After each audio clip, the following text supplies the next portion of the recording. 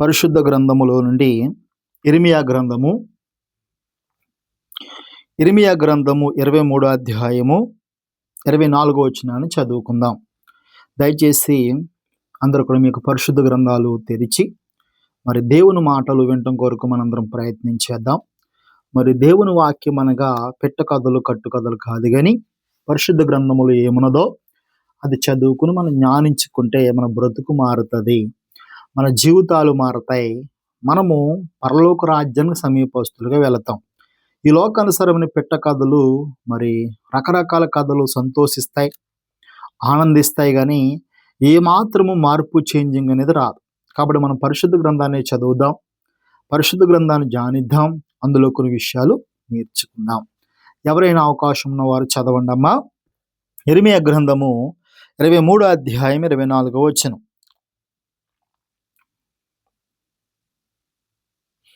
అమ్మ చదువుతున్నారా ఎవరైనా?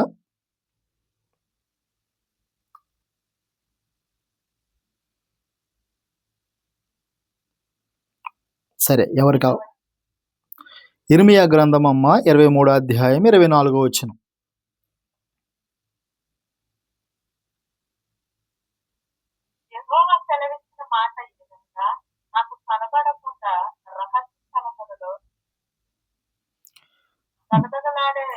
దాగగలవాడు ఎవడైనా కలడా?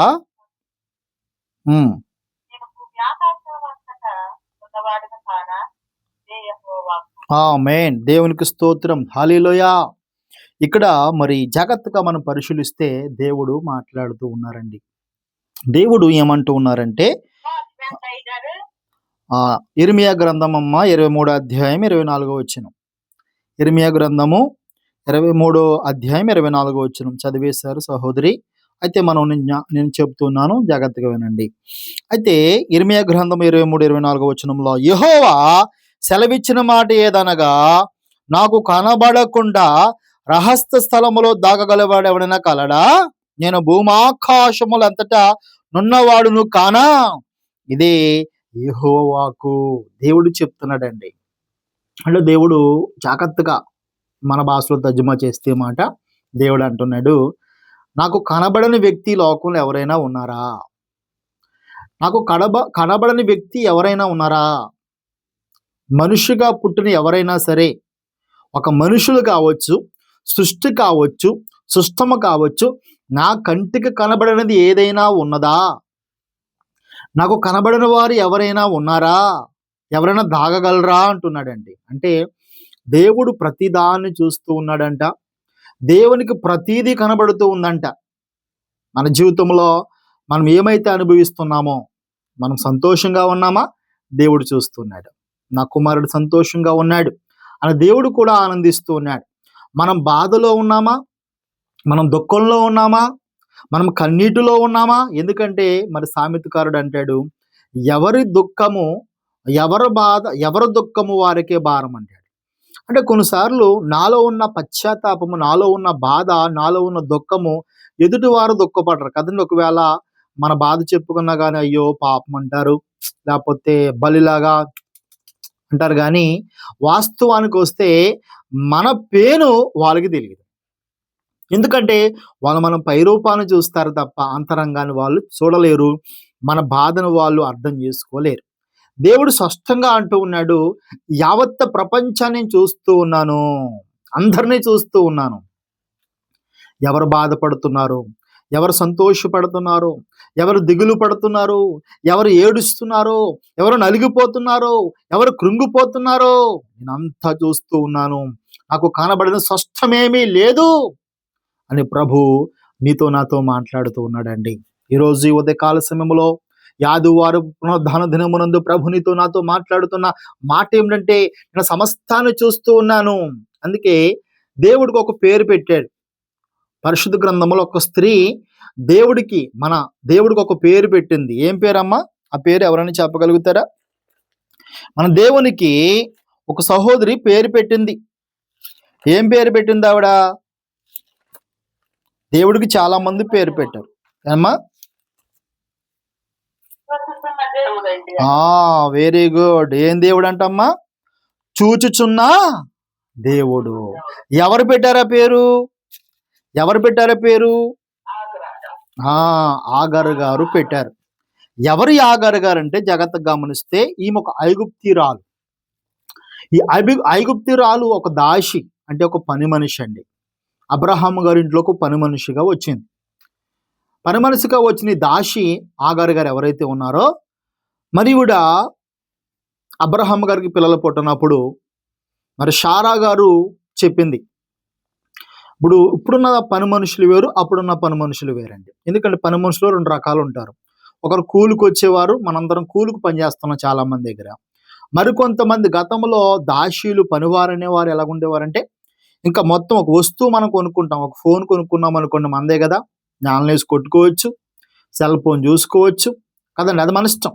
అలాగే గతంలో పని మనుషులు అనేవారు ఒక బానిసులుగా కొనుక్కునేవారు అనమాట. ఇంకా వాళ్ళు ఏమైనా చేసుకోవచ్చు. అది అప్పుడు చరిత్ర, అప్పుడు అలా జరిగేదండి. ఇప్పుడు అలా జరగమని కాదు బైబిల్ చెప్తున్నది. అయితే ఆ విధముగా ఈ హాగార్ అనే ఆవిడ అబ్రహాం గారి ఇంట్లోకి పనికొచ్చింది. పనికొచ్చినప్పుడు ఇది ఒక బైబిల్ స్టోరీయే కాదు కానీ యావత్ ప్రపంచం అంతా ఇలాగే జరిగేది. ఒక ఐగుప్తులో జరిగిన, కాబట్టి జాగ్రత్తగా ఆలోచించాలి, దేవుడి మీద నేరం మోపకూడదు మనం. కాబట్టి ఇక్కడ ఈ దాసి గురించి అబ్రహాం గారు భార్య గారు ఏమందంటే, అయ్యా మరి మనకి ఇంక పిల్లలు పుట్టరు, ఇంకా ఏదో ఆశపడ్డాం కానీ నాకా వయసు అయిపోతుంది, నీకు కూడా వయసు అయిపోతుంది, మనకు పిల్లలు పుట్టరు, కాబట్టి నువ్వేం చేస్తావంటే మన దాసి అయిన ఆగార్ని, మరి ఆమెతో నువ్వు ఉండు, ఆమె ద్వారా పుట్టిన పిల్లల్ని పెంచుకుంటాను అని ఒక ఒప్పందం చేసుకుంది. మరి ఇది జరిగి చాలా సంవత్సరాలు అవుతుంది. అంటే ఇప్పటికి ఎంతకాలం అవుతుందంటే దగ్గరగా మరి 4000 సంవత్సరాలు అవుతుంది. గుర్తుపెట్టుకోండి, 4000 సంవత్సరాల చరిత్ర అండి. ఇప్పటికి 4000 సంవత్సరాలు అవుతుంది. అప్పుడు జరిగింది. ఎందుకంటే బైబిల్ మనం జాగ్రత్తగా చదివేటప్పుడు ఇప్పుడు చదువుతున్నాం కదా, ఇప్పుడు కంగారేపు ఇలా జరిగింది అని అనుకోకూడదు. 4000 సంవత్సరాల క్రితం అంటే నాగరికత ఎలాగుంది మీరు ఆలోచించాలి.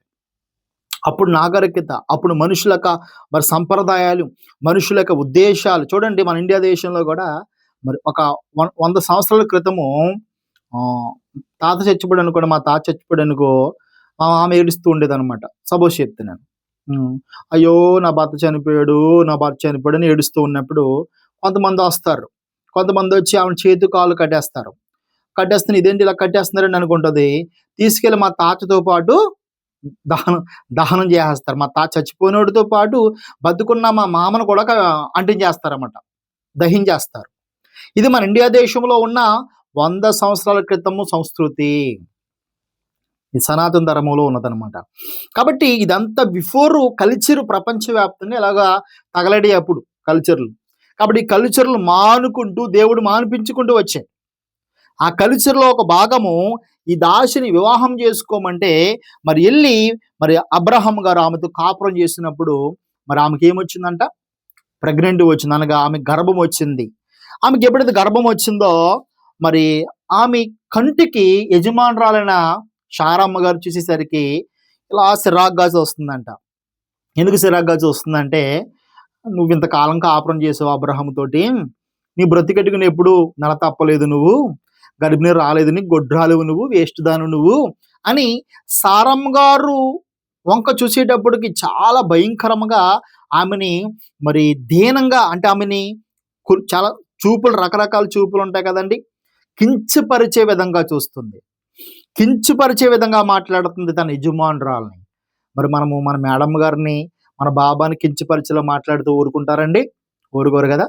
కాబట్టి ఈవిడ కూడా సారమ్మ గారికి చాలా కోపం వచ్చింది. ఎవరి మీద? హాగర్ గారి మీద. ఇంకా ఆవిడ అంది, ఇంకా లాభం లేదు, ఇది నా ఇంటికాడ ఉండటానికి వీలు లేదని ఆమెని అర్జెంటుగా పంపించమనలేదు కానీ ఫస్ట్ టార్చర్ పెడతాం మొదలుపెట్టింది. ఎంత భయంకరంగా టార్చర్ పెడుతుందంటే కొంతమంది చెప్తారు చూడండి, ఈ గల్ఫ్ కంట్రీలో ఉన్నవారు. మరి మొన్న ఒక పనికిమాలోడు ఇంటర్వ్యూ ఇస్తూ అంటున్నాడు, ఏమన్నాడంటే మీరు చూసే ఉంటారు, మరి అతను అంటున్నాడు, ఇదిగో కువైట్లో ఉన్న ప్రతి స్త్రీ కూడా కువైట్ అతని దగ్గర పడుకుంటది, వ్యభిచారం చేయాలి అని చెప్తున్నాడు ఒక పనికిమాలోడు. ఆడ 27 సంవత్సరాలు కువైట్లో పనిచేశాడంట. మరి వాడికి అర్థమైంది ఏంటంటే కువైట్లో ప్రతి స్త్రీ కూడా కువైట్ వాళ్ళ దగ్గర మరి అక్రమం పెట్టుకుంటది, వాళ్ళ దగ్గర పడుకుంటది అని పచ్చిగా వాడు చెప్పాడనమాట. వాడు దుర్మార్గ స్వభావము అలాగున్నది. అయితే నిజముగా ప్రాక్టికల్‌గా వస్తే కువైట్‌లో స్త్రీల పరిస్థితి ఎలాగుంటదో మనకిక్కడ ఉన్న వారికి మాత్రమే తెలుస్తది. కువైట్ కావచ్చు, బెహ్రెయిన్ కావచ్చు, ఖత్తర్ కావచ్చు. ఒక మనిషి రూపాన్ని ఎలా మార్చేస్తారో మనకు తెలుసు. చూడండి, ఇండియా నుంచి వచ్చినప్పుడు మనం ఎలాగుంటాం? స్త్రీల గురించి మనం చూసుకుంటే స్త్రీలు చక్కగా చీర కట్టుకుని, బొట్టు పెట్టుకుని, లేకపోతే మెడలో దండలేసుకొని చక్కగా తయారయ్యి వస్తారు. కానీ కువైటింట్లో గల్ఫ్ కంట్రీలో యజమానింట్లోకి వచ్చిన తర్వాత వాళ్ళ రూపాన్ని ఎలా మార్చేస్తారో చూస్తేనే గాని మనకు అర్థం కాదు. ఎందుకంటే ఒక స్త్రీని పురుషుల్లాగా మార్చేస్తారు ఇక్కడ. మనకు తెలుసు కదండి. అంటే వాళ్ళు వేసే బట్టలు కావచ్చు, అంటే ఆమె స్త్రీలాగా కూడా కనపడదు. ఆ విధముగా మార్చి ఆమె చేత మనకు తెలియదేం కాదు కదండి, ఎన్నో పనులు చేపించుకుంటారు కదండి. ఎన్నో కష్టపడి ఆ పనులు మనం చెప్పవలసిన పని లేదు, కానీ ఇంటికాడ చేసే పనులే. మరి ఎన్నో బాధాకరమైన పనులు. చాలా మంది స్త్రీలు ఏడుస్తూ ఉంటారు. ప్రొద్దుట 5 గంటలు లెగిసి సాయంత్రము 10 అయినా పంపించరంట రూమ్‌కి. 11 అయినా పంపించరంట. 1 గంట అయినా పంపించరంట. 2 అయినా పంపించరంట. కొంతమంది ఏడుపు. మరి వెళ్ళిపోవచ్చు కదమ్మా ఇంటికంటే, ఎలాగెళ్ళిపోమంటాం అయ్యగారు? ఇంటికాడ అప్పులండి, ఇంటికాడ బాధలండి. చూసారా? అంటే ఎందుకు ఇక్కడ 5 సంవత్సరాలు, 10 సంవత్సరాలు కష్టపడి పని చేసుకుంటున్నారంటే సహోదరీమణులు చాలామంది, సహోదరీమణులు కావచ్చు, సహోదరులు కావచ్చు, ఏదో గొప్ప కోసం కాదు. ఇక్కడ తిండి బాగా దొరుకుతుందని కాదు. బట్టల కోసం అసలే కాదు. కేవలము కుటుంబాన్ని పోషించుకోవటం కొరకు. కేవలము కుటుంబాన్ని నడిపించుకోవటం కొరకు ఇక్కడ వాళ్ళు తిడుతున్నా, కొడుతున్నా, హింసిస్తున్నా. మరి చాలామంది సాక్ష్యాలు అంటాం కదండీ. కొంతమంది ఇలా చెప్తారు. మరి కొంతమంది మామలంట, మేడంలంట, ఏంటి మొన్న 5 వంకాయలు ఉండాలి కదా, ఒక వంకాయ ఏమైపోయింది అంటారంట కొంతమంది. ఏంటి టమాటాలు 3 ఉండాలి కదా, 2 ఉన్నాయేంటి? ఇంత భయంకరమైన వారు కూడా ఉన్నారు. ఎంత బాధలు భరిస్తారు కొంతమంది సహోదరీమణులు ఇక్కడ. కొంతమందిని భయంకరంగా హింసిస్తారంట. మాట ద్వారా, పనుల ద్వారా. అలాగే ఈ సారమ్మ గారు కూడా ఏం చేస్తుందంటే, ఈ హాగర్ గారిని భయంకరంగా హింసిస్తూ ఉంది.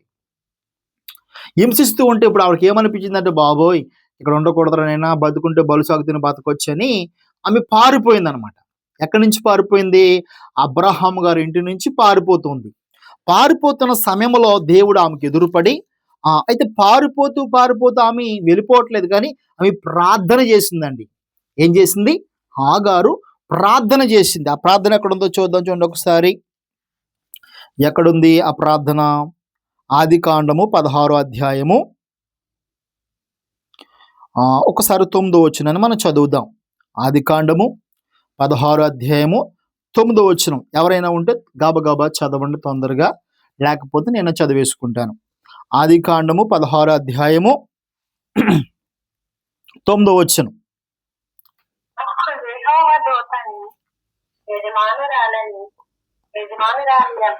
తిరిగి వెళ్ళి ఆమె చేతి క్రింద కలిగి ఉండమని దానితో చెప్పాను. మరియు యెహోవా దూతని సంతానమును నిశ్చయముగా విస్తరింపచేసేదను. అది వీలు లేనంతగా విస్తారమగునని దానితో చెప్పాను. మరియు యెహోవా దూత, ఇదిగో యెహోవా నీ మరణ వీలు, నీవు గర్భవతి అయి ఉన్నావు, నీవు కుమారుని కని అతనికి ఇమ్మానుయేలు అని పేరు పెట్టెదవు. ఇస్మాయిల్ అమ్మ, ఇమ్మానుయేలు అంటారు, ఇస్మాయిల్ అని పేరు పెట్టుదువు. దేవుని స్తోత్రం. ఆగుదామమ్మ, చాలుదామమ్మ, చాలమ్మ, ఒకసారి ఆగండి, సరిపోద్దాం. ఇక్కడ జాగ్రత్తగా గమనిస్తే ఈ హాగరు గారు వృద్ధుడే చీకటి తోలుగా ఎగిసిపోయి, బాబోయ్ నీ పనికి నీకు దన్నుందల్లే, నాకు ఈ కడుపులో ఉన్న బిడ్డ ఉంటే ఎక్కడ చోట నేను బ్రతుకుతాను, నీ ఇంటికాడ నేను ఉన్నానమ్మా, శుభ్రంగా వెళ్ళిపోతానని పారిపోయిందండి. పారిపోతుంది పారిపోతుంది పారిపోతుంది, కానీ ఆమెకి ఎక్కడో ఒక చోట ఆగి ప్రార్థన చేయటం మొదలుపెట్టింది. అంటే ఎందుకు ప్రార్థన చేసిందంటే, ఈమె అబ్రహాం గారితో కొంత కొంత కొంత సమయం కాపురం చేసింది కదండి. అప్పుడు ఆమెకు తెలిసింది వీళ్ళు యెహోవా దేవుణ్ణి ఆరాధిస్తారని. ఏదో దేవుణ్ణి ఇలా ఆరాధిస్తారు, ఆ దేవుడి పేరు వాళ్ళకి తెలియనప్పటికీ కూడా దేవుణ్ణి ప్రార్థిస్తారు వీళ్ళు. అప్పటికి యెహోవా అనే నామం ఇంకా రాలేదు కాబట్టి ఒక దేవుణ్ణి ఆరాధిస్తున్నాడు అబ్రహాం గారు. కాబట్టి ఈమెకి జ్ఞాపకం వచ్చింది, నా యజమానుడు ప్రార్థించేవాడు కదా, నా యజమానురాలు ప్రార్థించేది కదా, ఒకసారి నేను కూడా ప్రార్థన చేద్దామని ఈ పారిపోతూ పారిపోతూ పారిపోతున్న సమయంలో మరి ఎక్కడ మోకరించింది ఏంటో మనకు తెలియదు. ఎక్కడ కూర్చుందో ఏంటో మనకు తెలియదు, నడుస్తూ నడుస్తూ ప్రార్థన చేసిందో మనకు తెలియదు, కానీ ఆమె దేవునికి ప్రార్థన చేసిందంట. ప్రార్థన చేసినప్పుడు ఇప్పుడు యెహోవా దూతను పంపించాడు. దూత వచ్చి అంటుంది, ఓ హాగారు, ఎక్కడికి వెళ్తున్నావు నువ్వు కంగారు పడికి ఎక్కడ పడితే అక్కడ వెళ్ళకు. నీ యజమానులు నేను బాధ పెడుతుందా? బాధ పెడుతుంది ప్రభువా. నీ యజమానులు నేను ఏడిపిస్తుందా? ఏడిపిస్తుంది. నీ యజమానులు నేను టార్చర్ పెడుతుందా? టార్చర్ పెడుతుంది. అయితే నువ్వు కొంచెం ఓపిక పట్టుకో, కొంచెం సహనం కలిగి ఉండు. ఇదిగో నీ యజమానుల చేతి క్రింద నీ ఉండు, నేను నీ సంతానాన్ని విస్తరింపజేస్తాను, నీ కుటుంబాన్ని దీవిస్తాను, నిన్ను దీవిస్తాను, నిన్ను ఆశీర్వదిస్తాను, నేను నీకు తోడుగా ఉంటానని చెప్పి 11వ వచనంలో చెప్తున్నాడు. మరియు యెహోవా దూత, ఇదిగో యెహోవా నీ మొరను వినెను. చూసారండి, మొర అనగా ప్రార్థన. ఈ హాగారు గారు కూడా దేవునికి ప్రార్థన చేసిందంట. కొన్నిసార్లు మనం అనుకుంటాం, కొంతమంది సాక్ష్యాలు చెప్తారండి, వాళ్ళు బాప్తిసం పొందుకోరు, యేసుప్రభు ఎవరో కూడా వాళ్ళకి తెలియదు, ఎవరో చెప్పారు యేసుప్రభు చాలా గొప్ప దేవుడు అని. వాళ్ళు కొంతమంది అంట, ప్రభువా మరి నాకు ఈ కార్యం చేస్తే నేను నమ్ముకుంటాను ప్రభువా, నాకు ఈ కార్యం చేయనైనా అని చిన్న చిన్నగా ఏదో కొన్ని వచ్చిన మాటలు ప్రార్థన చేసిన వాళ్ళు చాలా మంది మనం చూస్తాం. కానీ విచిత్రం ఏంటో తెలియదు, కానీ దేవుడు వాళ్ళు జవాబు చేస్తాడు, దేవుడు వాళ్ళని స్వస్థపరిచేస్తాడు, దేవుడు వాళ్ళకి కార్యాలు చేస్తాడు. అప్పుడు వాళ్ళు సాక్ష్యాలు చెప్తారు. ఎలా చెప్తారండి సాక్ష్యాలు? ఏమండి, నేను ఇంత బాధలో ఉన్నాను, ఇంత ఇబ్బందిలో ఉన్నాను, నాకు ఈ జబ్బు ఉంది, ఈ రోగం ఉంది, అయితే ఎవరో చెప్పారండి యేసుప్రభు గొప్ప దేవుడని ప్రార్థించాము, ప్రార్థిస్తే మాకు స్వస్థ కలిగిందండి అంటారు. అవునమ్మా, నువ్వు బాప్తిసం పొందుకున్నావా? పొందుకోలేదండి. యేసుప్రభు నీకు తెలుసా? తెలియదండి, ఎవరో చెప్పారు. అవునా? బాప్తిసం పొందుకోకుండా నువ్వు ఎప్పుడు చర్చికి వెళ్ళావా? ఎప్పుడు చర్చికి వెళ్ళలేదండి. మీ పాస్టర్ గారు ఎవరు? నాకు పాస్టర్ గారు లేరండి. నీకు పాస్టర్ గారు లేరా? లేరు. నీకు సంఘం లేదా? లేరండి. కానీ ఎవరో చెప్పారు యేసుప్రభు గొప్ప దేవుడని, మేము చిన్న ప్రార్థన చేశామండి, ప్రభు కార్యం చేశాడని చెప్తారు. అప్పుడు మనకి ఆశ్చర్యంగా ఉంటుంది, ఇది ఎక్కడ సంతరా నాయనా, నేను ఎప్పటి నుంచో ఒక సంఘానికి వెళ్తున్నాను, ఎప్పుడో బాప్తిసాన్ని పొందాను, నాకేంటి కార్యాలు జరగట్లేదు అని మనం ఆశ్చర్యపోతూ ఉంటాం. కానీ కొన్ని సార్లు వాళ్ళ క్రైస్తవులు కాకపోయినా కూడా దేవుడు వాళ్ళ మొర్ర అందుకంటాడు కదా, నిజముగా మొర్ర పెట్టువారికి ఆయన ఏమైనాడంటమ్మా? సమీపస్తుడై ఉన్నాడంట. అంటే నువ్వు క్రైస్తవురాలువో, నువ్వు హిందువులువో, నువ్వు ముస్లిమ్స్లో, ఐ డోంట్ కేర్, దేవుడు ఇలా చూడట్లేదు. భూమి మీద పుట్టిన ప్రతి ఒక్కరిని కూడా తన బిడ్డగా స్వీకరిస్తున్నాడు. మనమైతే ఏమంటాం? మీరు క్రైస్తవులేనా అంటాం. చూడండి, ముస్లిమ్స్ గుడికి వెళ్ళారని ఎవరైనా నువ్వు ముస్లిమేనా అని అడుగుతారు కదండి. హిందువుల గుడికి వెళ్తే నువ్వు హిందువేనా అడుగుతారు. చర్చికి వస్తే నువ్వు క్రైస్తవుని అడుగుతారు. ఇది మనుషులకున్న జబ్బు, మనకున్న జబ్బు ఇది. కానీ దేవుడికి జబ్బు ఏమీ ఉండదు. నువ్వు ముస్లిమ్స్వా, క్రైస్తవులువా, చిక్కులువా, ఆయన ఏమీ అడగడు. నిజంగా ఎవరైతే మొర పెడతారో, నిజంగా ఎవరైతే ప్రార్థన చేస్తారో, నీ ఇబ్బందుల్లో, నీ కష్టాల్లో నువ్వు ప్రార్థించినప్పుడు తప్పనిసరిగా ఆయన జవాబు ఇచ్చేవాడు.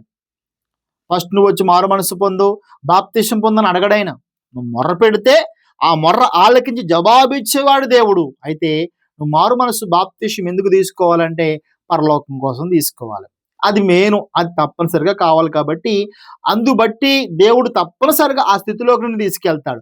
కానీ మారు మనసు పొందకపోయినా, బాప్తిసం పొందకపోయినా కూడా నువ్వు నిజముగా మొర్ర పెడితే నీ ప్రార్థన దేవుడు ఆలకిస్తాడు, జవాబిస్తాడు. కానీ మన జీవితం అక్కడితోనే ఆగిపోకూడదు. అది మనకు తొలిమెట్టే తప్ప అది పరలోకానికి మార్గం కాదు. దేవుడి దగ్గర రావడానికి తొలిమెట్టే తప్ప అది పరలోక రాజ్యానికి మార్గం కాదు. కాబట్టి హాగారు గారు ఈమె క్రైస్తవురాలు కాదు, ఈమె యూదురాలు కాదు, ఈమె ప్రభువుని నమ్ముకోలేదు, కానీ తన యజమానుడు ప్రార్థన చేయడం చూసింది, ఈమె కూడా ప్రార్థన చేసిందంట. ఆ ప్రార్థన ఉన్న దేవుడు దూతను పంపించి, ఓ హాగారు, నువ్వు భయపడకు, యజమానురాల దగ్గరికి వెళ్ళి ఉండు, కొంతకాలం ఓపు పట్టు, కొంతకాలం సహనం కలిగి ఉండు. చాలా మంది మన కోవిడ్ దేశంలో, మన గల్ఫ్ కంట్రీలో చూస్తే చాలా మంది నేను చేయలేనండి ఈ పని, ఓపిక పట్టలేనండి అని తొందరపాటు నిర్ణయాలు తీసుకుంటుంటారు. లేదు, కొన్నిసార్లు మనం ఓపిక పట్టాలి. చూడండి, మనం ఏ ఇంట్లో పని చేయాలి, ఏ ఇంట్లో పని చేయకూడదు, ఎక్కడ పని చేయాలి, ఎక్కడ పని చేయకూడదు, సమస్తం ఆయనకి తెలుసు.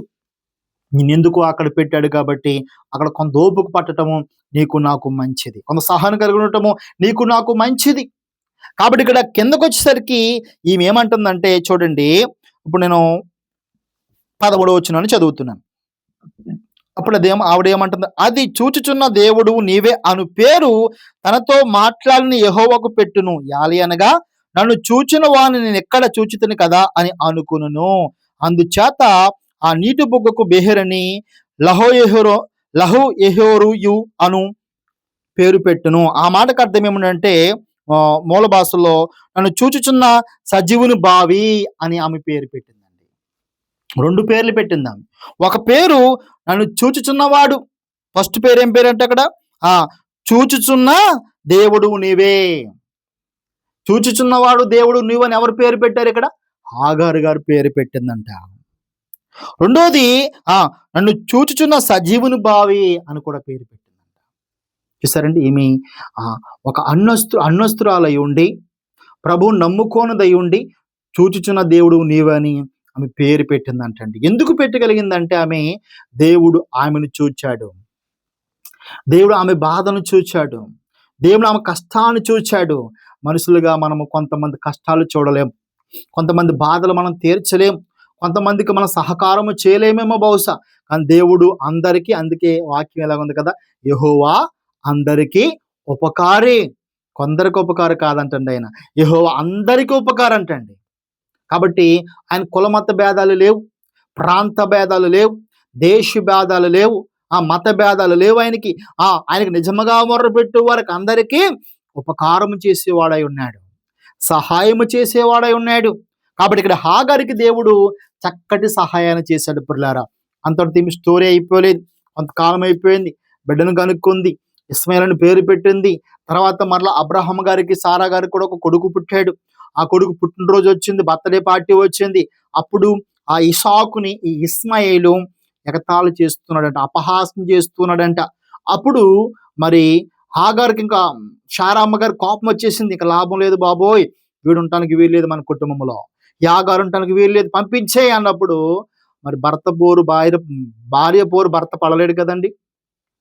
కాబట్టి దేవుడికి ప్రార్థించాడు. దేవుడు కూడా చెప్పాడు, అబ్రహాము నీ భార్య మాట విను. మరి ఏం చేస్తావు, నా మాట నువ్వు ఎలాగ వినలేదు కదా, నీ భార్య మాట వినమన్నప్పుడు అబ్రహాము గారు ప్రొద్దుట లెగిసి మరి హాగారు గారికి, ఇస్మాయిల్కి కూడా ఏం చేశాడంటే ఒక మంచినీళ్ళు బాటిల్ ఇచ్చి, అమ్మ మీరు వెళ్ళిపోండి, మరి దేవుడు చెప్పాడు మీకు ఏమేమని చెప్పలేదని ప్రస్తుతం మిమ్మల్ని పంపేయమని చెప్పాడు బయటికి, దేవుడు చెప్పిన మాట నేను వినాలి కాబట్టి వెళ్ళిపోమన్నప్పుడు సిగడుతోలుగానే మరి ఇస్మాయిలు అదే విధముగా హాగారు లెగిసిపోయి మరి వెళ్ళిపోతూ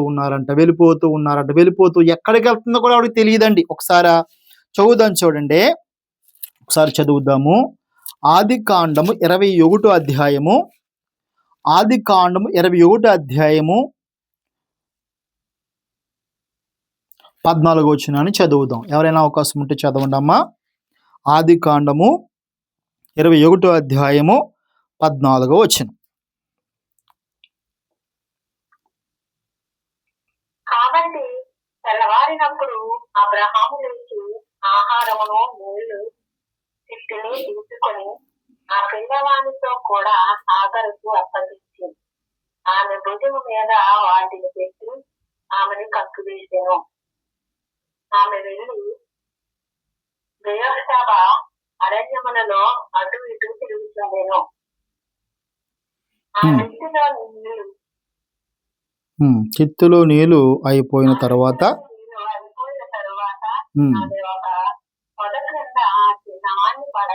ఆమేన్. సరిపోతుందమ్మా, చాలండి, సరిపోద్ది. ఇక్కడ చాలా జాగ్రత్తగా మనం పరిశీలిస్తే కనుక అబ్రహాం గారు దేవుడు మాటకు లోబడ్డాడు. ఎందుకంటే దేవుడు అక్కడ గొప్ప నూతన కార్యం చేయబోతూ ఉన్నాడు. ఆ నూతన కార్యం ఏమిటంటే అబ్రహాం గారు తెల్లవారిపోయిన తర్వాత ఆగారు గారిని లెగ్గొట్టాడు, ఇస్మాయిల్ని లెగ్గొట్టాడు, కొద్ది ఆహారం ఇచ్చాడు, కొన్ని మంచినీళ్ళు ఇచ్చాడు, భుజం మీద పెట్టాడు. మరి మీరు వెళ్ళిపోండి అమ్మా, దేవుడే మిమ్మల్ని చూసుకుంటానని చెప్పాడు అని చెప్పిన వెళ్ళిపోతూ ఉన్నారు. బెహెర్ష అరణ్యములో ఇటు అటు తిరుగుచుండెను. వెళ్ళిపోతున్నది బెహెర్ష అరణ్యములో, అటు వెళ్తుంది ఇటు వెళ్తుంది, ఇటు వెళ్తుంది అటు వెళ్తుంది, ఎటు వెళ్ళలో తెలియట్లేదు, ఎటు వెళ్ళలో తెలియక, ఎటు తోచక మరి ఆమె ఒక చోట కూర్చుండిపోయింది. పట్టుకెళ్ళిన ఆహారం తినేసరి అయిపోయింది. మనము 1-2 గంటల ప్రయాణం కాదండి, బహుశా 2 రోజులు అవ్వండొచ్చు, 3 రోజులు అవ్వండొచ్చు, 10 రోజులు కూడా అవ్వండొచ్చు. వీళ్ళు వెళ్ళిపోయి అట్టుకెళ్ళిన ఆహారం తినేశారు, వాటర్ అయిపోయిందండి, నీళ్ళు లేవు, కొడుకు మూర్చపోయాడండి. ఒక పక్కన పడిపోయాడు, నడవలేక నడవలేక నడవలేక పడిపోయాడు కొడుకు ఇస్మాయిల్. తల్లికి వేతన వచ్చేస్తూ ఉంది. ఏం చేయాలో అర్థం కావట్లేదు ఆవిడకి. కొన్నిసార్లు ఎంత గొప్పలైనా కూడా మనము ఏమైపోతామంటే బాధలలో, సమస్యల్లో ప్రార్థించలేం. కొన్నిసార్లు ప్రార్థిస్తాం, కొన్నిసార్లు మనకు బాధలు అధికమైపోయినప్పుడు, సమస్యలు అధికమైపోయినప్పుడు, ఇబ్బందులు అధికమైపోయినప్పుడు దేవుణ్ణి కూడా మర్చిపోతాం. మనం ప్రార్థించే బుద్ధి కాదు. విచిత్రం ఏమిటంటే గతంలో ఆగారు ప్రార్థన చేసింది కదండి దేవునికి, ఇప్పుడు ప్రార్థన చేయలేదండి ఆవిడ. ప్రార్థన చేయలేదు. బాధ ఎక్కువైపోయింది. భర్త వెళ్ళిపోమని చెప్పాడు. ఎటు వెళ్ళాలో తెలియదు. కొడుకు సంకరం ఉన్నాడు, కొంచెం ఎదుగుని కుర్రోడే. మూర్చపోయి కింద పడిపోయాడు. నీళ్లు లేవు, తిండి లేదు. ఆమెకి ఇంకా బ్రెయిన్ డెడ్ అయిపోయినట్టు అయిపోయిందండి. ఆమెకేం అర్థం కావట్లేదు. ఇంకా ఆమెకి మనుషులు గుర్తుకు రావట్లేదు, దేవుడు కూడా గుర్తుకు రావట్లేదండి ఆవిడకి. ఏం చేయాలో అర్థం కావట్లేదు ఆవిడకి. కొన్నిసార్లు మన బ్రతుకులు, మన జీవితంలో కూడా కష్టాలు అధిగమించినప్పుడు, బాధలు ఎక్కువైపోయినప్పుడు, ఇబ్బందులు ఎక్కువైపోయినప్పుడు చాలాసార్లు మనం అనుకుంటాం దేవుడికి కూడా ప్రార్థన చేయబుద్ధి కాదు మనకి. సమస్యలు ఎక్కువైపోయినప్పుడు దేవుడు ఎవరో కూడా మర్చిపోతాం మనం. గుర్తుపెట్టుకోండి, అది మరుగుపరుస్తున్నది కూడా సాతానే. మనం స్వాదంలో ఉన్నప్పుడు, మన బాధల్లో ఉన్నప్పుడు, మన కష్టంలో ఉన్నప్పుడు మనము దేవునికి ప్రార్థించాలి. వాస్తవంగా అసలు మనము స్వాదంలో పడకముందే ప్రార్థించాలి. వాక్య ప్రకారంగా చూసుకుంటే స్వాదంలో పడిపోయే కూడా ప్రార్థించాలి. ఎవరికైనా శ్రమ సంభవించినా అతడు ప్రార్థన చేయవలని వాక్యం చెప్తుంది. మరి మీకు శ్రమ సంభవించింది కదా, ప్రార్థించాలి కదా. మరి ఆగారు గతంలో చేసింది కదా ప్రార్థన, దేవుడు విన్నాడు కదా, ఇప్పుడు ప్రార్థించలేదండి ఇవిడ. ఈమె ఏం చేసింది తెలుసా? ఆ తిత్తులో నీళ్ళు అయిపోయిన తర్వాత ఆమె ఒక పొద కింద ఆ చిన్నవాడిని పడవేసి, తెర గుర్తుపెట్టుకోండి, ఒక చోట కూర్చొండబెట్టలేదు. ఆమెకి ఎంత కోపం వచ్చిందంటే, ఎవరికైనా సరే అంతే కదండి. అప్పుడు దాకా అబ్రహాం గారు భర్తగా ఉన్నాడు, ఒక ఇంట్లో ఒక మంచి స్థాయిలో ఉంది ఆవిడ. ఎప్పుడైతే అబ్రహాం గారు కూడా నిలిపోమన్నాడో, భర్త గెంటేసినప్పుడు భార్యకి ఎలా ఉంటుంది తెలుసండి? అయితే భర్తను చంపేద్దాం అనుకుంటుంది, లేకపోతే ఆవిడ చచ్చిపోవాలనుకుంటుంది. ఎందుకంటే వాస్తవానికి భార్య అయినా సరే భర్త సర్వస్వం అనుకుంటుంది. ఆమె మనము దాసి అనొచ్చు, మన పచ్చి భాషలో ఆమెని మనం తప్పుగా అంటాం, కానీ వాస్తవానికి దాసి అంటానికి వీల్లేదు. ఫస్ట్ దాసి, కానీ తర్వాత ఆమె ఒక భార్యగా స్వీకరించబడింది అబ్రహాం గారికి. భార్య కింద కూడా చూసుకున్నాడు, కొడుకును కూడా కుమారుడిగా స్వీకరించాడు. కాబట్టి ఒకవేళ అబ్రహాం గారు ఆమెను భార్యగా అనుకోకపోయినా ఈమె మాత్రం ఏమనుకుంది? నా భర్త అనుకుంది, నా సర్వస్వం అనుకుంది. అయితే పరిస్థితులు అనుకూలించలేదు. కొన్నిసార్లు పరిస్థితులు అనుకూలించవండి.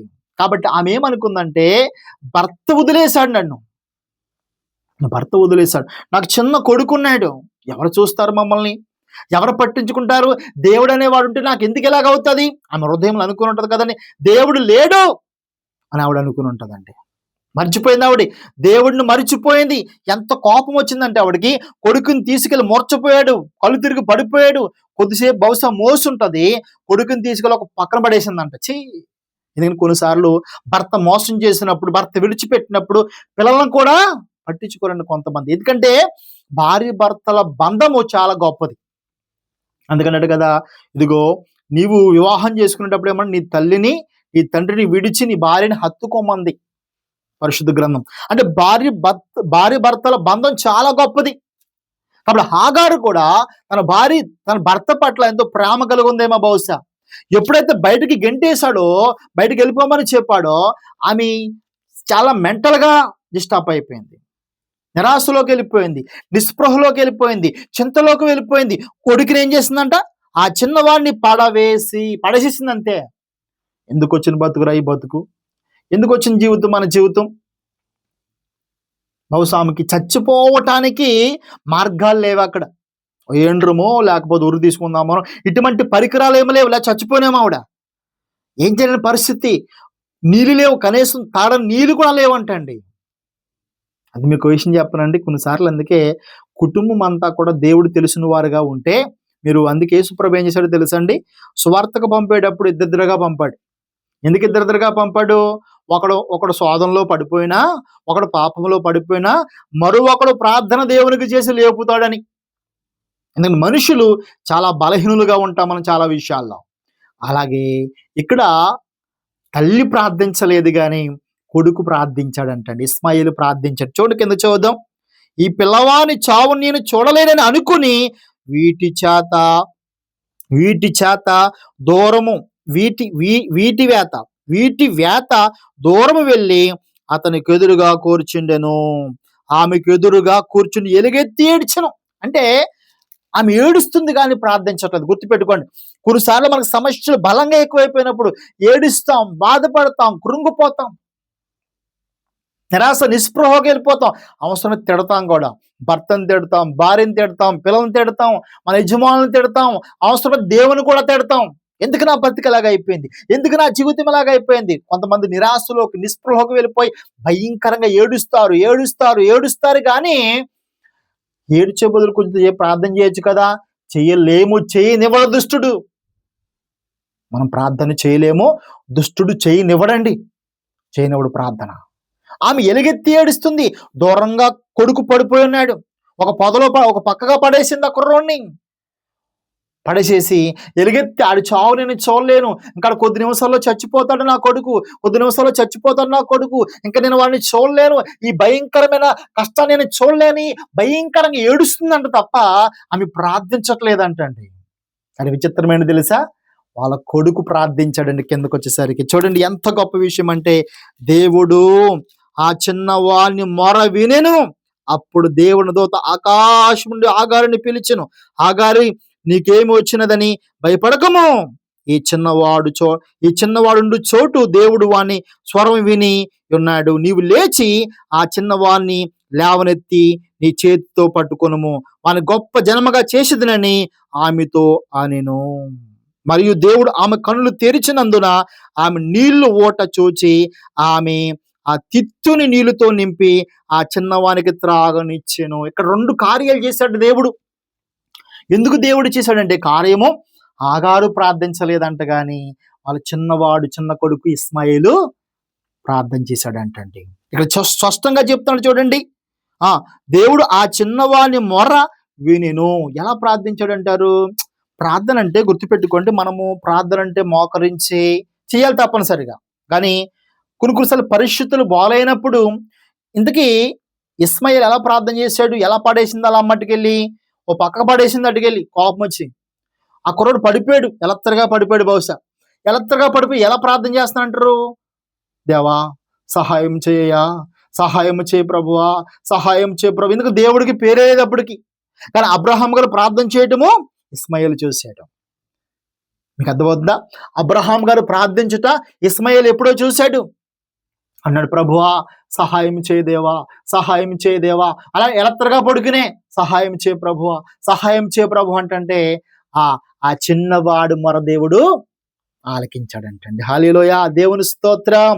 చూసారా, అందుకే కుటుంబంలో మరి అందరూ కూడా విశ్వాసము కలుగుంటే, అందరూ కూడా దేవుని తెలుసుకుని ఉంటే, కొన్నిసార్లు ఒకడు భ్రష్టుడైపోయినా, భార్య ప్రార్థన చేస్తుంది, భార్య భ్రష్టుడైపోయిన భర్త ప్రార్థన చేస్తాడు, పిల్లల భ్రష్టుడైపోయిన కుటుంబం ప్రార్థన చేస్తుంది. కాబట్టి కుటుంబంలో అందరము కూడా దేవునితో కలిసి ఉంటే కొంతమందిని సాతాను చెరపట్టేసి దుష్టత్వంలోకి తీసుకుపోతాడు. అందుకే మన కుటుంబంలో కనుక భార్య దుష్టత్వంలో ఉంటే భర్త ప్రార్థన చేయాలి, భర్త దుష్టత్వంలో ఉంటే భార్య ప్రార్థన చేయాలి. దేవుడిచ్చిన నియమం గుర్తుపెట్టుకోండి. ఒకరు త్రాగుబోతులు అయిపోయారంటే నువ్వు అతను చూడకు, అతన్ని త్రాగుబోతుగా చేసిన సాతానుని చూడు. ఒక సహోదరి భయంకరమైన స్థితిలోకి వెళ్ళిపోయిందంటే ఆమెను చూడకు, ఒక పాపంలోకి వెళ్ళిపోయిందంటే, లేకపోతే మరి భయంకరమైన మాటలు మాట్లాడుతుందంటే నువ్వు ఆమెను చూడొద్దు. యోబు గారి దగ్గరకు వచ్చి అలా ఆవిడ అంటుందంట. ఏమంటుంది అలా ఆవిడ ఏమంటుంది యోబు గారిని, ఎంతకాలము నీవు ఇంకా దేవుణ్ణి ఆరాధిస్తావు, దేవుణ్ణి దూషించు, నువ్వు చచ్చిపో అంటుంది. చూసారా, కొంతమంది ఆడవాళ్ళు మాటలు పోగావు, భయంకరంగా మాట్లాడతారు, అది కూడా దురాత్మక ప్రేరేపణే. కొంతమంది మగవాళ్ళు స్థితిగతులు పోగావు, అది కూడా సాతానుకు ప్రేరేపణే. కాబట్టి భర్త పోగకపోయినప్పుడు భార్య భారముగా ప్రార్థించాలి. అదేవిధంగా భార్య బాలినప్పుడు భర్త భారముగా ప్రార్థించాలి, పిల్లలు బాలినప్పుడు తల్లిదండ్రులు ప్రార్థించాలి, తల్లిదండ్రులు పోకపోతే పిల్లలు ప్రార్థించాలి. ఇక్కడ గతంలో ఆగారు ప్రార్థన చేసింది, దేవుడు విన్నాడు. కానీ ఇప్పుడు ఆగారు ప్రార్థన చేయలేదంటండి. తన కొడుకు, చిన్న కొడుకు ఇస్మాయిలు ప్రార్థన చేశాడంట. ఆ ప్రార్థన దేవుడు విన్నాడంట. ఆ ప్రార్థన దేవుడు విని, ఇదిగో ఆకాశం నుంచి మాట్లాడి, ఇదిగో మీరు భయపడకండి, మిమ్మల్ని గొప్ప జనంగా చేస్తాను, మిమ్మల్ని ఆశీర్వదిస్తాను, మిమ్మల్ని దీవిస్తానని చెప్పి ఆ రోజున పక్కనే ఉందంట నీటి బుగ్గ. మీ గుర్తు పెట్టుకోండి, నీటి బుగ్గ ప్రక్కనే ఉందంట. మరొకసారి చదువుతా చూడండి. నీవు లేచి ఆ చిన్నవాని కనులు లేవనెత్తి నీ చేతితో పట్టుకొనుము, వాని గొప్ప జనముగా చేసేదునని ఆమెతో అనను. మరియు దేవుడు, ఈ మాట చాలా గమనించాలి, 19వ వచనం, మరియు దేవుడు ఆమె కనులు తెరిచినందున ఆమె నీళ్లు ఊట చూచి. మీకు అర్థమైందండి? నీళ్లు ఊట పక్కనే ఉంది, నీళ్లు ఊట పక్కనే ఉంది. ఆమెకి ఎందుకు కనపడలేదు? ఎందుకు కనపడలేదంటే, ప్రార్థన లేనప్పుడు మూర్ఖత్వంతో కళ్ళు పూసిపోతాయి. మన ప్రతి సమస్యకి ప్రక్కనే జవాబు ఉంటుంది.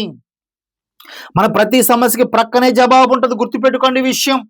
నువ్వే సమస్యల్లో ఉన్నావో, నువ్వే బాధల్లో ఉన్నావో, నువ్వే కష్టాల్లో ఉన్నావో, దానికి సమస్య ప్రక్కనే ఉంది మందు. ఆ మందు నీకు దొరకాలంటే నువ్వు ప్రార్థించాలి దేవుడికి. హాగారు కుమారుడు ఇస్మాయిలు ప్రార్థించగా ఇప్పుడు దేవుడు చెప్తున్నాడు, ఆమె కనులు తెరిచి. ఏ కనులు అవి? హృదయం అనే కనులు. ఆమె మరి హృదయం అనే కనులు అంధకారంతో మూసిపోయింది. ఆమె భర్త వదిలేసిన బాధతో ఏడ్చింది తప్ప ప్రార్థించలేకపోయింది. ఇప్పుడు దేవుడు అంటున్నాడు, ఆమె కనులు తెరిచిన వెంటనే ప్రక్కనే కనపడిందంట ఆవిడకి నీటి ఓట.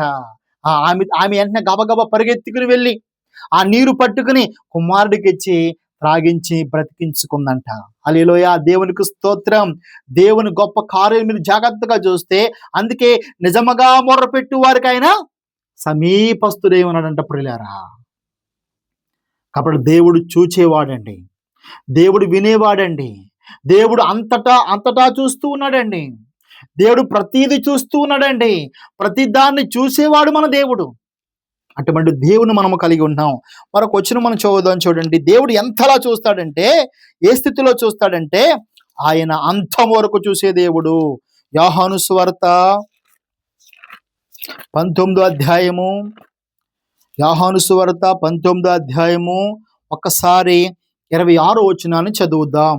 యోహాను సువార్త 19వ అధ్యాయము 26వ వచనం.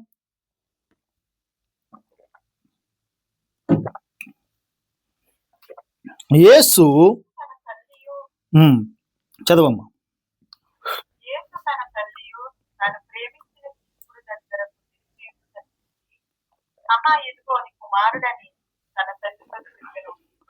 తరువాత శిష్యుడు ఇదిగో నీ తల్లి అని చెప్పెను. ఆ గడియ నుండి ఆ శిష్యుడు ఆమెను తన యొక్క ఆమేన్, హల్లెలూయా, దేవుని స్తోత్రం. సరిపోద్దమ్మా.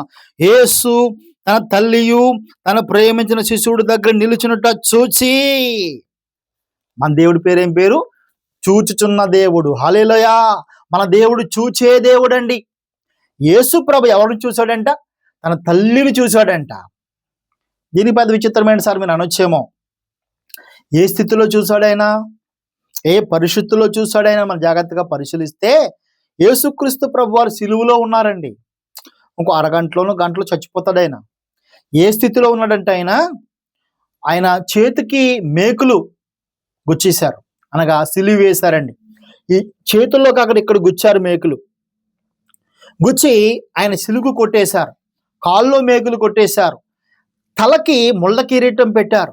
గుర్తుపెట్టుకోండి, తలకి ముళ్ళ కిరీటం పెట్టారు. తలకి ముళ్ళ కిరీటం పట్టట్లేదని ఏం చేశారంటే, ఆ ముళ్ళ కిరీటం తలకు పెట్టి ఒక చెక్క తీసుకుని టపా టపా కొట్టారంటండి. కొట్టినప్పుడు ఆ ముళ్ళ కిరీటము తలలో గుచ్చుకుపోయిందంట, ఎదరు గుచ్చుకుపోయిందంట, వెనకాల గుచ్చుకుపోయిందంట, ముందు గుచ్చుకుపోయిందంట. అప్పుడు ఆ కిరీటము ఎటూ చెదిరిపోకుండా, ముళ్ళ కిరీటం అండి, బంగారపు కిరీటము కాదు, ముళ్ళ కిరీటము తలలో గుచ్చేశారు. అది దిగట్లేదని కర్ర తీసి టపా కొడితే అది గుచ్చుకుందంట. గుచ్చుకున్నప్పుడు ఏం జరిగిందంటే, ఈ తలలో ఉన్న రక్తము, బ్లడ్ అంతా కూడా కారిపోతూ ఉందంట. కనులంతా కారిపోతుందంట, చెవంతా కారిపోతుందంట, నోరంతా కారిపోతుందంట. అంటే ఒళ్ళంతా బ్లడ్డే, ముఖమంతా బ్లడ్ కారిపోయింది.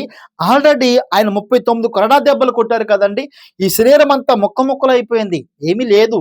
ఎముకలు కనబడుతున్నాయి అక్కడక్కడ కూడా. మనిషి పేరుకి యేసు ప్రభు ఉన్నాడు తప్ప మొత్తం మొత్తం మాసమంతా ఒలిచేశారన్నమాట.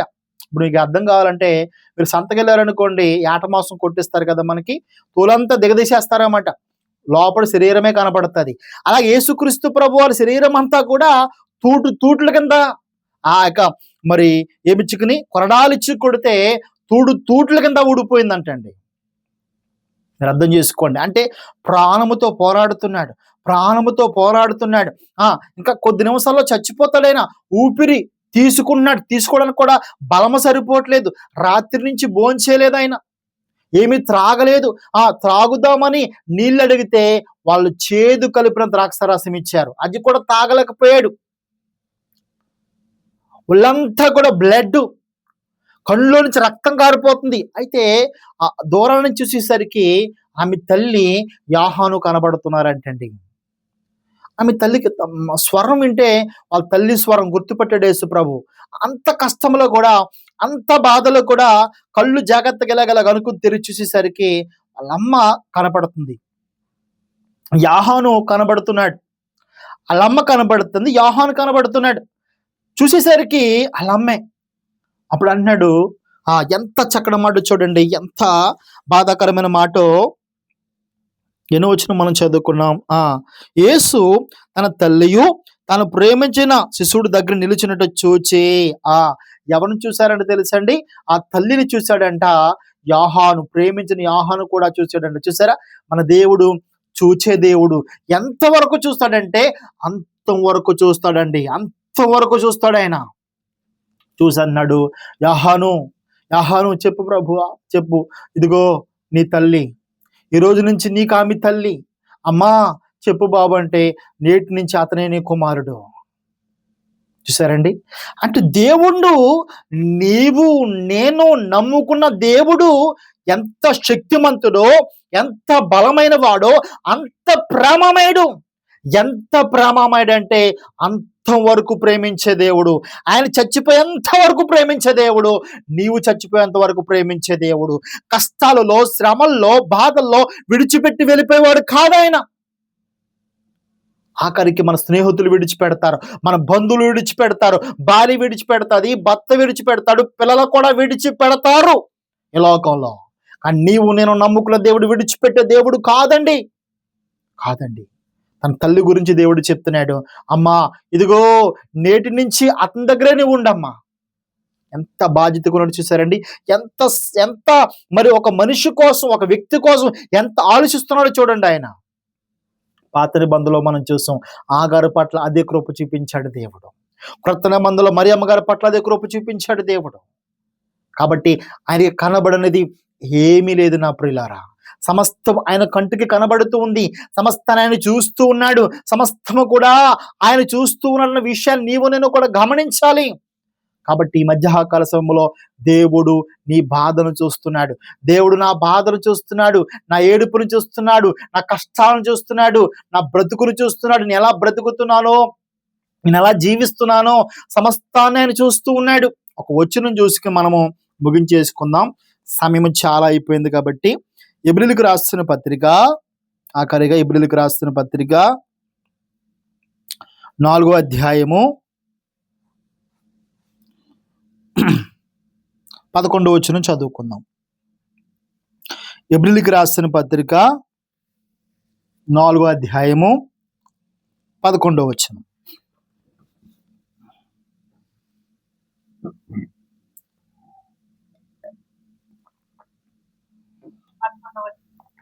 అవునమ్మా. కాబట్టి అవిధేయత వలన వారు పడిపోయినట్టుగా మనలో ఎవరు పడిపోకుండా ఆ విశ్రాంతిలో ప్రవేశించడం జాగ్రత్త పడుతుంది.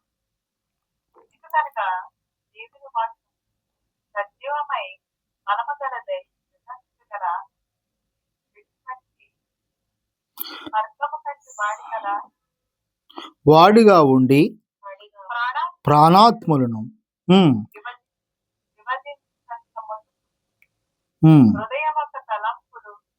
ఆలోచనలను శోధించుచున్నది, మరియు ఆయన దృష్టికి ఉమ్. కనబడని స్పష్టమేదియు స్పష్టమేదియు లేదు. మనం ఎవరికి లెక్క అప్పచెప్పవలసి ఉన్నదో ఆ దేవుని కనులకు సమస్తమును మరుగులేక తేటగా ఉన్నది. ఈ వచనాన్ని మనం చదివి ముగించేసుకుందాం. జాగ్రత్తగా గమనించింది. ఇక్కడ ఈ యొక్క వచ్చిన లెక్క సారాంశ ఉద్దేశం ఏమిటంటే, జాగ్రత్తగా గమనించండి. ఆ ఈ 11వ వచనం, కాబట్టి అవిధేయత వలన వారు పడిపోనట్లుగా మనలో ఎవడను పడిపోకుండా ఆ విశ్రాంతిలో ప్రవేశించుటకు జాగ్రత్త పడుదుము. మనకంటే ముందు ఒక సంఘం ఉంది, వాళ్ళ ఇశ్రాయేలు యొక్క సంఘం. వాళ్ళు అవిధేయత వల్ల పడిపోయారంట అండి. దేవుని వాక్యానికి లోబడలేదంట, పడిపోయి వాళ్ళ అరణ్యంలో రాలిపోయారంట. కాబట్టి మనము కూడా అలా పడిపోకుండా సరి చేసుకోవడానికి ఇచ్చిందే దేవుని యొక్క వాక్యము. ఈ వాక్యానికంట కనబడనది ఏది లేదంటండి. అంటే గుర్తుపెట్టుకోండి, దేవుడు చూసే దేవుడు అని చెప్పుకున్నామా? దేవుడు చూసే దేవుడు, పరిశోధించే దేవుడు, ఆయన కనబడనది ఏది లేదు.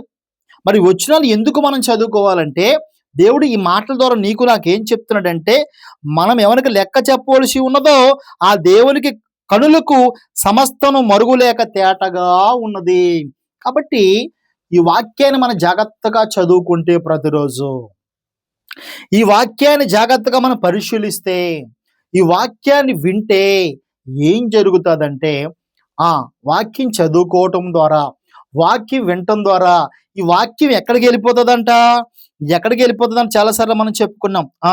ఇది ఎటువంటిదంటే తెలుసండి, ఎందుకనగా దేవుని వాక్యము సజీవమైన బలము గలదై రెండంచుల గల ఎటువంటి ఖడ్గము కంటేనో వాడిగా ఉండి ప్రాణాత్మలను, కీళ్లను, మూలుగను విభజించిన మట్టుకు దూరుచు హృదయం యొక్క తలంపులను, ఆలోచనలు శోధించెను. సహజంగా మనం ఎటువంటి వారం అంటే, మనము అవిధేయతులము, విధేయతులను కానివారము. ఈ భూమి మీద పుట్టిన ప్రతి ఒక్కరు కూడా యోహాను అంటున్నాడు, మనలో పాపము లేదని చెప్పిన ఎడల మనల్ని మనమే మోసపుచ్చుకుందాము అంటాడు. యాకోబు అంటాడు, మనం అనేక విషయాల్లో తప్పిపోతున్నాం అంటాడు. మనుషులుగా మనందరం అనేక విషయాల్లో తప్పిపోతున్నాం. మనలో పాపము లేదని చెప్పుకోవడానికి లేదు. అయితే దీన్ని ఎలా సరి చేసుకోవాలో? మరి పాపం మనలో ఏదో రకంగా పాపాలు చేసేస్తున్నాం, లేకపోతే అనేక విషయాలు తప్పిపోతున్నాం.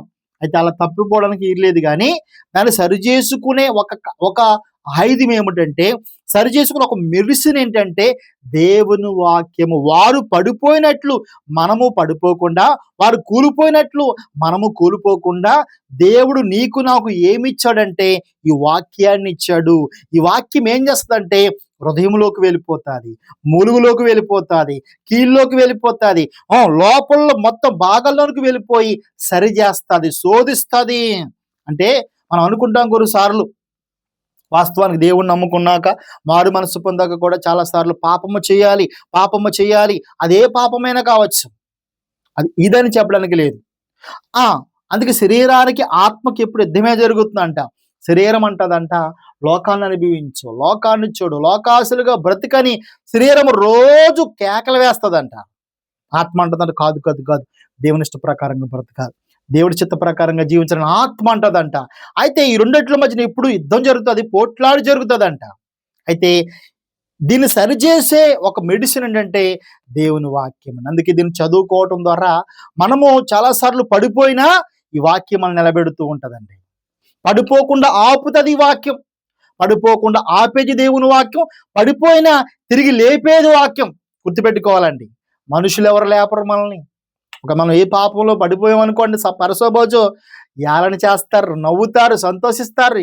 తెగ ఎగిరేసాడు రవిడా, తెగ ఎగిరేసింది ఈవిడ, పాటలు పాడేసింది, ప్రార్థన చేసేసింది, తెల్ల బట్టలు కట్టుకుని వెళ్ళిపోయింది, ఇలాగ తయారైంది ఏంటి, భలే జరిగిందిరా అంటారు. అంటే విశ్వాసంలో ఎదుగుతున్నప్పుడు కొన్నిసార్లు ఎక్కడైనా పడిపోయినా మనుషులు నవ్వుతారు, హేళన చేస్తారు, కానీ పడగొట్టిన వారిని లేపేవాడు మన దేవుడు. కాబట్టి మనిషి పడిపోడు అని బైబిల్ చెప్పట్లేదు. పడిపోయిన సందర్భాలు ఉంటాయి, పడిపోకుండా దేవుడు కాపాడుతాడు. ఎలాగా? ఈ వాక్యం చదువుకోవడం ద్వారా. అంటే ఈ వాక్యం చదువుకోవడం ద్వారా మన హృదయంలో ఏ దురాలోచనలు వస్తున్నాయో అవి చంపేస్తుంది ఈ వాక్యం. ఏ దురతలంపులు వస్తున్నాయో ఆ ఆలోచనలు చంపేస్తుంది ఈ వాక్యం. అందుకే జాగ్రత్తగా, అందుకే వాక్యం ఏమైనది ఇప్పుడు దేవుడు అంటే ఎవరో మీకు అర్థం అవ్వాలి. ఇప్పుడు ఈ సబ్జెక్ట్ అంతా మీకు ఎందుకు చెప్తారంటే, దేవుడికి సమస్తము కనబడుతుంది. ఇప్పుడు దేవుడు ఎక్కడున్నాడు, దేవుడు ఏడి అంటే, ఇదిగో దేవుడు, ఈ వాక్యమే దేవుడు. ఈ వాక్యాన్ని నువ్వు చదువుకుంటే దేవుడు స్కాన్ చేస్తున్నాడు. వాక్యం చదువుకోవడం ద్వారా మనం ఏదైతే చేయాలనుకుంటున్నామో అది చేయకుండా ఆపు చేస్తుంది ఈ వాక్యం. ఏమైతే చేయట్లేదో అవి చేసేలాగా చేస్తుంది ఈ వాక్యం. ఈ వాక్యం చదువుకోవడం ద్వారా మంచి పనులు చేసేలాగా దేవుడు ప్రేరేపిస్తాడు. సత్క్రియలు చేసేవాడుగా దేవుడు ప్రేరేపిస్తాడు. ఈ వాక్యం చదువుకోవడం ద్వారా చెడ్డ కార్యాలు చేయకుండా, చెడ్డ పనులు చేయకుండా కాపాడుతుంది ఈ వాక్యం. కాబట్టి దేవుడు అంటే ఎక్కడో ఆకాశంలో చూడకండి, దేవుడు అంటే ఎక్కడో మరియమ్మ కొండకాడు చూడకండి, దేవుడు అంటే ఎక్కడ యెరూషలేములో చూడకండి. దేవుడు ఎక్కడ లేడంట, గుడి గోడల్లో దేవుడు లేడంట, మన హృదయంలోనే దేవుడు ఉన్నాడు. నీవు సరి చేసుకునే విధానం ఎక్కడెక్కడంటే దేవుడు ఈ వాక్యములో పెట్టేశాడు, ఈ పరిశుద్ధ గ్రంథంలో పెట్టేశాడు. ఇది చదువుకుంటూ, ఇది ధ్యానిస్తూ, ఇది వింటున్నప్పుడు ఈ వాక్యం నేను ఏం చేస్తుందంటే గొప్ప గొప్ప పనులు చేసేలాగా చేస్తుంది ఈ వాక్యం, సత్క్రియలు చేసేలాగా చేస్తుంది ఈ వాక్యం. అంతేకాకుండా ఈ వాక్యము పాపము చేయకుండా ఆప్ చేస్తుంది ఈ వాక్యం. ఒకరు పాపములో పడిపోయినా లేపుతుంది ఈ వాక్యం. మీకు అర్థమవుతుందండి, వాక్యం ఉన్నంత గొప్పదండి. అందుకే ఈ వాక్యానికి కనపడింది ఏమీ లేదంట. అందుకే ఈ వాక్యం చాలా గొప్పది. అందుకే భక్తులు చెప్పారు కదండి, యెహోవా వాక్యమును దివారాత్రము దానించిన వాడు ధన్యుడు అంటున్నాడు. కాబట్టి వాక్యాన్ని చదువుకుంటూ ఎక్కడెక్కడో దేవుని వెతకకుండా ఈ పరిశుద్ధ గ్రంథాన్ని, అందుకే అన్నాడు కదా, నీ బంగారం అంతా ఇచ్చి, నీ విన్నంతా ఇచ్చి ఏం చేయమన్నాడు, దేవుని జ్ఞానాన్ని సంపాదించుకోమన్నాడు. ఆ జ్ఞానము ఈ వాక్యం అనే దేవుని మాటలు. కాబట్టి ఈ మాటలు చదువుకుంటూ మనం ప్రతి దినం సరి చేసుకుంటూ ముందుకు కొనసాగాలని కోరుకుంటూ, మన దేవుడు ఎవరంటే అండి, చూచుచున్న దేవుడు, సహాయం చేసే దేవుడు, కుల మతాల భేదాలు లేని దేవుడు, ప్రాంత భేదాలు లేని దేవుడు, సమస్తాన్ని చూస్తున్న దేవుడు. నీ బాధ, నా కష్టం, నీ కష్టం, అందరి కష్టాలు చూస్తున్న దేవుడు, అందరి స్థితిగతులు చూస్తున్న దేవుడు. అటువంటి దేవుని కలిగి ఉన్నాం మనము. కాబట్టి ప్రతి విషయంలో ఓర్పు కలిగి, సహనం కలిగి, అవునంట నా దేవుడు చూస్తున్నాడంట, నా కష్టాన్ని చూస్తాడు, నా బాధను చూస్తాడు, నాకు ప్రతిఫలం ఇస్తాడు ఆశతో మనం ఎదురు చూస్తే ఒకానొక దినాన్ని తప్పక నీ దేవుడు మేలు చేస్తాడు. ఆగారికి ఎలాగైతే మేలు చేశాడో నీకు నాకు అదే విధమైన మేలు చేస్తాడు. కాబట్టి ఆయనకి పక్షపాతము లేని దేవుడు, ఆయనకు కనబడనది ఏమీ లేదు, సమస్తాన్ని చూస్తున్నాడు. తగిన కాలము నీకు నాకైనా ప్రతిఫలం ఇచ్చే దేవుడు. ఈ మాటలు ప్రభునందు మనందరిలో దీవించి ఆశీర్వదింపబడి నూరంతలుగా ఫలించుదుము గాక. ఆమేన్. అందరికి కూడా వందనాలండి.